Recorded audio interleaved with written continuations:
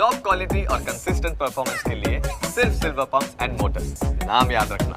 મહેસાણા જિલ્લામાં નસબંધી કાંડમાં આરોગ્ય વિભાગ ફરી વિવાદમાં આવ્યું છે। નસબંધીના ટાર્ગેટને લઈને હવે ભાંડો ફૂટ્યો છે। નસબંધીના ટાર્ગેટ ન અપાતો હોવાના આક્ષેપ વચ્ચે નોટિસ ફરતી થઈ છે। બીજા જ દિવસે ટાર્ગેટ મુજબ કામગીરી કરવાની નોટિસ ફરતી થઈ। નસબંધી કાંડમાં શૂન્ય કામગીરી કરનારને નોટિસો આપવામાં આવી હતી। કડી તાલુકાના પ્રાથમિક આરોગ્ય કેન્દ્રોને નોટિસ આપવામાં આવી હતી।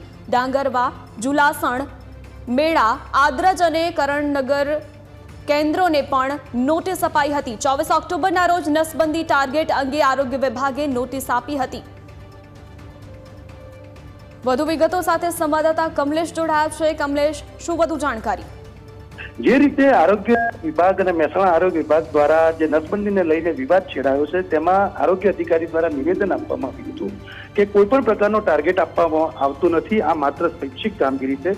પરંતુ આ વાતનો જે રીતે છેદ ઉડાડતો હોય તે પ્રકારની એક નોટિસ સોશિયલ મીડિયામાં વાયરલ થઈ છે। આ નોટિસ કડી તાલુકા હેલ્થ ઓફિસ દ્વારા વિવિધ ગ્રામ્ય વિસ્તારના સીએચસીને આપવામાં આવી હતી અને સીએચસીને જે નોટિસ ઇસ્યુ કરાઈ હતી તેમાં કુટુંબ નિયોજનની કામગીરીના લક્ષ્યાંક બાબતનો ઉલ્લેખ કરવામાં આવ્યો છે અને લક્ષ્યાંક પૂર્ણ નહીં કરતા નોટિસ ઇસ્યુ કરવામાં આવી હોવાનો આ આખો મામલો સામે આવ્યો છે। એક તરફ આરોગ્ય વિભાગ એવું કહી રહ્યો છે કે અમે કોઈ પણ પ્રકારનું ટાર્ગેટ આપતા નથી, તો બીજી તરફ આ પ્રકારની નોટિસ વાયરલ થતા સમગ્ર મામલો ચર્ચાસ્પદ બન્યો છે। જી કમલેશ, આભાર આપનો જાણકારી માટે।